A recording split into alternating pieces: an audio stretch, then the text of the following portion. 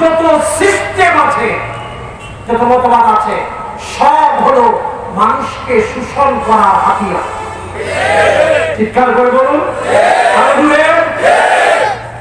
মিন জাওরিল আদিয়ান ইলা আদলিল ইসলাম। আমরা এই তন্ত্র মন্ত্রের নাগপাশ থেকে মানবতাকে মুক্ত করে ইসলামের মুক্তির পথ, মুক্তির রাজপথ, ইসলামের ইনসাফপূর্ণ পথ মানুষকে দেখানোর জন্য এসেছে।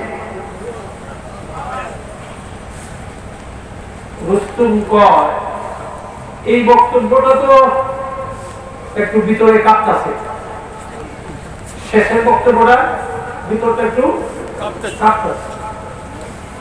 আপনারা স্বতন্ত্র মন্ত্র সম্প্রদায় দিবেন, খালি আপনাদেরকেই চালু করবেন। আচ্ছা, যদি এটা আমরা না করি, যদি এটা না করি, বলছেন অসুবিধা নাই, আপনারা আমাদেরকে কর দিবেন, আপনাদের যা যা দরকার সব আমরা দিব। আপনারা পূজার জন্য যা দরকার টাকা পয়সা তাও দিব, কিন্তু আমাদের সাথে চুক্তি করতে হবে। কি করতে হবে? কিসের চুক্তি? আপনারা ইসলাম এবং মুসলমানের বিরুদ্ধে কখনো ষড়যন্ত্র করবেন না, শুধু এই চুক্তিটা করতে হবে, বাকি সব দায়িত্ব আমরা নিব। রুস্তুম কয়, রুস্তুম কি বলে জানেন? রুস্তুম কয় শেষটা তো এটা একটা মান সম্মানের ব্যাপার। আমরা এত বছর দেশ শাসন করছি, এখন আমরা থাকবো প্রজা আর আপনারা থাকবেন কি? কেমন কেমন লাগে, কেমন কেমন? উনি বলছেন কেমন কেমন লাগে তো সমস্যা নাই, আপনাদের সব চাহিদা আমরা পূরণ করবো। আমাদের খাদ্য, বাসস্থান, নিরাপত্তা, আমাদের ধর্মীয় স্বাধীনতা সব আমরা দিব, খালি আপনারা মুসলমান আর ইসলামের বিরুদ্ধে ষড়যন্ত্র করবেন না, এই চুক্তিটা আমাদের সাথে করবেন। রুস্তুম কয় না, এটাও করলাম। ইনি বলছেন এটাও যদি না করেন, চুক্তিও করবেন না, ইসলামও আনবেন না, তাহলে 2 নম্বর 3 নম্বর। তখন ওনার কোমরের বেল্টের সাথে তলোয়ার ছিল। কি ছিল? তলোয়ারটা টানিয়ে আছে, বের করে বলছেন 3 নম্বর হলো এই যে এটা দান্দাতুল আমরিয়া। আল্লাহ আকবার।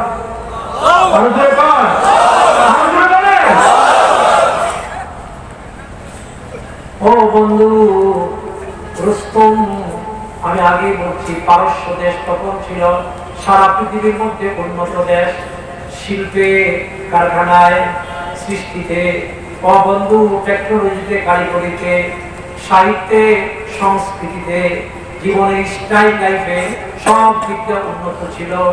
সেই দেশের সেই পারস্য সম্রাট বাইজেন্টাইন সম্রাটের অধীনে সেই সম্রাটের সামনে, সেই সম্রাটের সেনাপতির সামনে হযরতে মুগীরা ইবনে শুবা, হযরতে রাবিয়া ইবনে আমির রাদিয়াল্লাহু তাআলা যে বক্তব্য দিয়েছেন, যদি ঈমানের পায়া, ঈমানের খুঁটি যদি মজবুত না হতো তাহলে এই বক্তব্য দেওয়া সম্ভব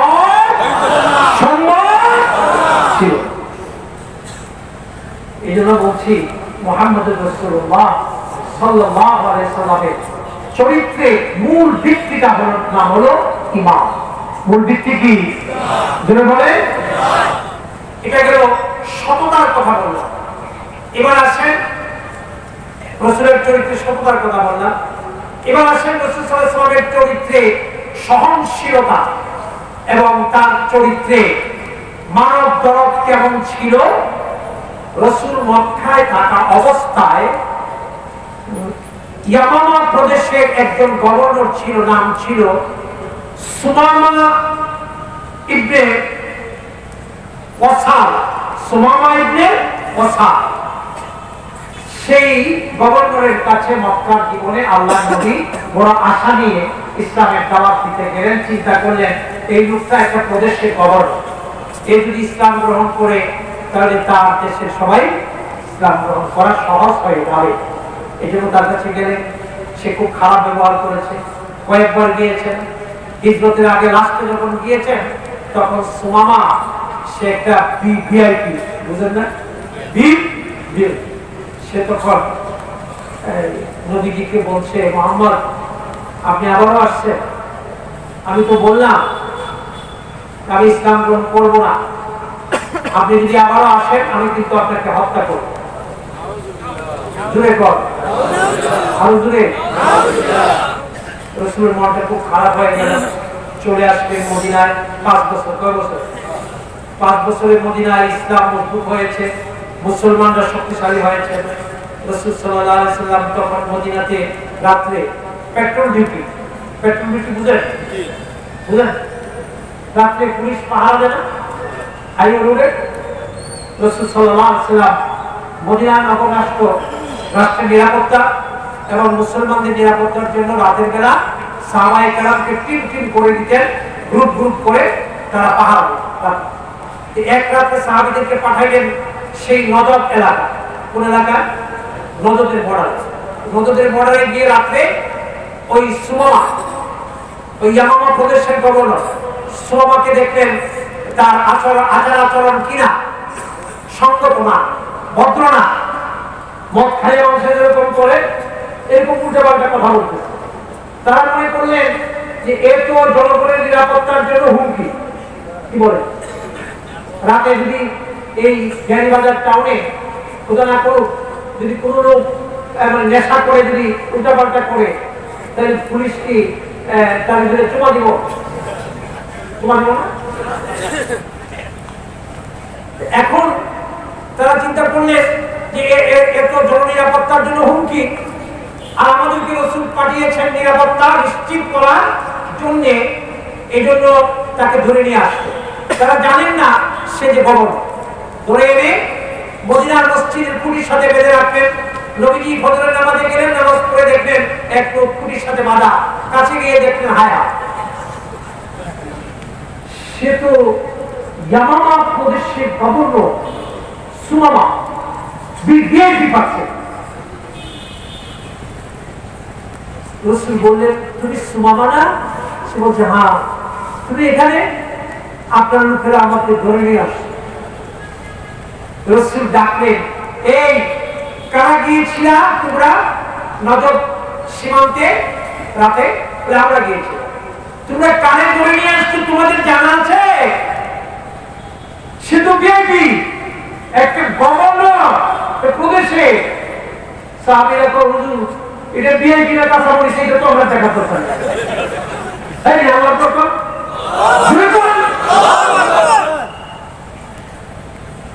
আমাদেরকে নবী যে দায়িত্ব দিয়েছেন সে দায়িত্ব পালন করতে গিয়ে যারা প্রয়োজন মনে করছি তারাই করছি। সে ভিআইপি না সিআইপি, সে কি এটা আমাদের দেখার দরকার চিৎকার করবো না। আল্লাহু আকবার।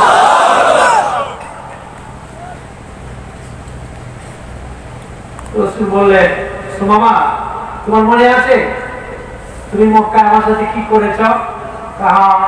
মনে আছে। রাসূল বললেন, এখন তুমি কোথায়? আপনার কাছে বন্দী। রাসূল বললেন, শুনো তুমি বলো লা ইলাহা ইল্লাল্লাহ। সে বলছে, না আপনি এটা মনে করবেন না যে আমি জান বাঁচানোর জন্য কালেমা পড়ে নিব, আমি এত দুর্বল না, করবো। তবে আপনি যদি আমাকে ছাড়ার জন্য, মুক্ত করার জন্য টাকা পয়সা চান, বলেন কত লাগবে? আপনি জানেন না আমি একটা গভর্নর, আমার টেন্ডারবাজির টাকা, চাঁদাবাজির টাকা, বিদেশের সুইস ব্যাংকের টাকা,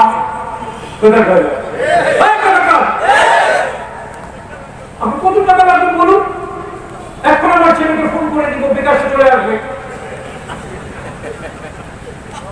আর যদি বলে যে আপনি আমাকে টাকা দিয়ে ছাড়বেন না, আমি তো কালেমা পড়বো না, আপনি আমাকে মারবেন, রেডি মানে কিন্তু আমি কালেমা। রাসূল বলেন, সুমামা আমি মানুষ হত্যার জন্য পৃথিবীতে আসি, আবার আমার নবুয়তের সাইনবোর্ড ব্যবহার করে মাল কামাই করার জন্য আসি।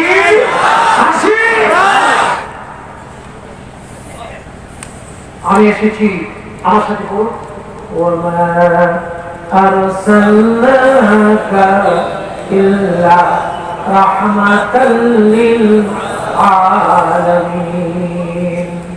তামাম পৃথিবীর সকল বিশ্ব জগতের সকল সৃষ্টি জগতের সকলের জন্য আমি মানব দরদী হয়ে, আমি রহমতের দয়া মায়ার মুক্ত প্রতীক হয়ে আমি পৃথিবীতে এসেছি। মালও কামাই করবো না, হত্যাও করবো না। তাই আমি তো কালেমা করবো না, দেখো কি করবো? রাসূল বললেন, তুমি 3 দিন আমার এই মদিনার মসজিদে, আমার জেল, এই জেলে তুমি বন্দী থাকো, তবে তুমি ভিআইপি, তোমার গরু সুরের মতো রাখো না। ভিআইপির একটা জেল কোড আছে, আলোচনা একদিকে করে একদিকে। তো রাসূল বলছেন, যেহেতু তুমি ভিআইপি, এই জন্য 3 দিন থাকবা। 3 দিন কেন থাকবা? 3 দিন তুমি নিজের চোখ দিয়ে ইসলাম দেখবা। সুবহানাল্লাহ।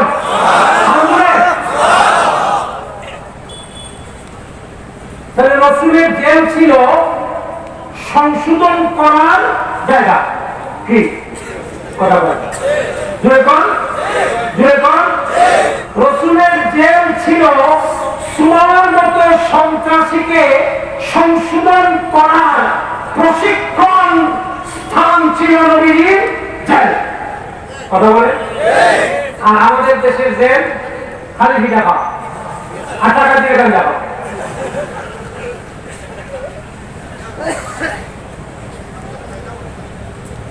মুরগি চোর জেলে 3 মাস থাকছে, জেল থেকে বাইরে আল্লাহর রহমতে গরু চুরি করে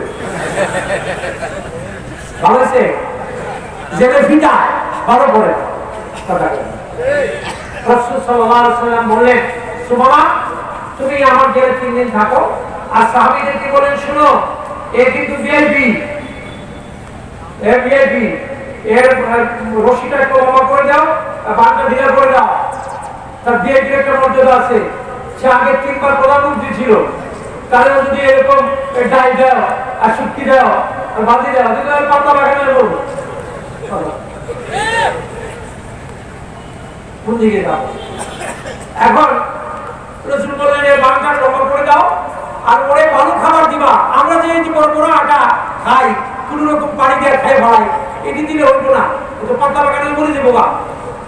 ওরে ভালো ভালো রুটি দিবা, ও সবসময় আঁকি পুরা বিরিয়ানি খাই অভ্যাস, 3 মামলায় ডান্ডা খাই অভ্যাস। সাহাবীরা চিন্তা করলেন যে আমরা গরিব মানুষ, এই আত্মীয় কেমনে ভাবো। আল্লাহর রহমতে হেও এমন জিনিস, একাই 10 জনের টাকা। একজন যদি 3 কোটি খায়, 10 জনের কয়টা কথা কয় না, এক বেলায় 30 টাকা। তারপরে 3 দিন পর্যন্ত তার এই খাবার দিতে হইব। কথা কয় এই যে আর কি রুটি মিহি, আমরা রুটি নরম রুটি, সফট রুটি, রুটির সাথে উটের দুধের মাখন। জামাই বাবু মাখন দিয়ে খাওয়াই তো তাই। সুবহানাল্লাহ। চিন্তা করছেন মানবাধিকার কাকে বলে, শ্রেণী অধিকার কাকে বলে? একজন সম্মানী মানুষের তার যে রাইট আছে, তার যে হুকুক আছে, সেই হুকুক, সেই অধিকার জেলের ভিতরে রক্ষা করার জন্য ইসলাম আমাদেরকে আদর্শ দিয়েছে। রাসূলুল্লাহ সাল্লাল্লাহু আলাইহি ওয়াসাল্লাম বললেন, এক লোক এই হিন্দু পণ্ডিত মহাশয় ভ্রমণ করতে বের হয়েছে, এক বাড়িতে গিয়েছে, সন্ধ্যা হয়ে গেছে। তো ওই বাড়িতে গিয়ে বলছে, কেবল আমি একজন হিন্দু পণ্ডিত মহাশয়, আমি রাতে আপনাদের বাড়িতে থাকবো। মুসলমানরা জায়গা করে দিছে। এখন হিন্দু মহাশয় হাত পাও ধুইছে, খাবে সন্ধ্যার পরে। এখন ওই মুসলমান রুটি রেডি করতেছে, কিন্তু হিন্দু পণ্ডিত মহাশয় বারবার বলছে, বড্ড খিদে লেগেছে, তাড়াতাড়ি যাও। ওই লোক কোন রকম রুটি হয়েছে, রুটি 10টা নিয়ে আসছে, বলছে বাবু খাইতে থাকে, আমি ডালটা নিয়ে আসি। ডাল নিয়ে এসে দেখে রুটি 10টা শেষ। মনে করছে যাই হোক আমার একটু রুটি নিয়ে আসি, ডাল জায়গা রুটি আনতে গেছে। ঘুরে এটা রেখে যাইছে 10 বার কয়বার 10 বার আড্ডা উঠেছে ঘুরি কয়টা গেছে আল্লাহর রহমতে এই জন্যে ঘুরি আড্ডায় কোনো সাক্ষাৎ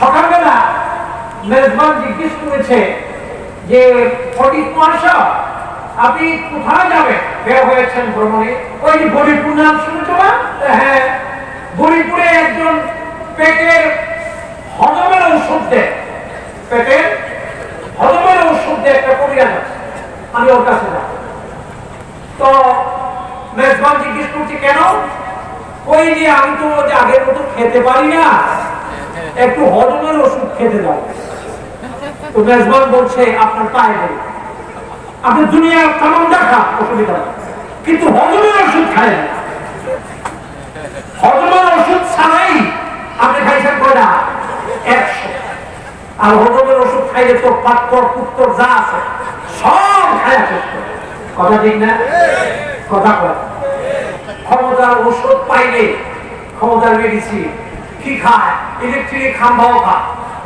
বাজারে সরকারে দিছে ইলেকট্রিক সেই ইলেকট্রিকও খায় হিরো মজা খায় মসজিদের 3 লাইসে বরাদ্দ হিরো মজা খায় ঠিক না যাই হোক কথা এখানে শেষ করে দেই মুআজ্জাজ মেহমান অনেক দামি মেহমান বাংলাদেশের শীর্ষ আলেমদের অন্যতম শীর্ষ মুফাক্কির ইসলাম বিশিষ্ট ইসলামী চিন্তাবিদ এবং এই আজকের এই মেহমান অনেক কষ্ট করে এসেছেন আল্লাহ তাআলা তার খাতিরেই হয়তো আপনারা দোয়া করেছেন যে প্রতিকূল অবস্থাকে আল্লাহ পাক অনুকূল করে দিয়েছেন আমি হযরতের জন্য সময়টা ছেড়ে দিলাম আর আমি কখনো যদি সামনে আসা সুযোগ হয় তাহলে সুমামার ঘটনা নেক্সট ইনশাআল্লাহ আমি এটা পূর্ণ করব আল্লাহ তাআলা আমাদেরকে তৌফিক দান করুন আমিন ওয়া আখিরু দাওয়ানা আলহামদুলিল্লাহ।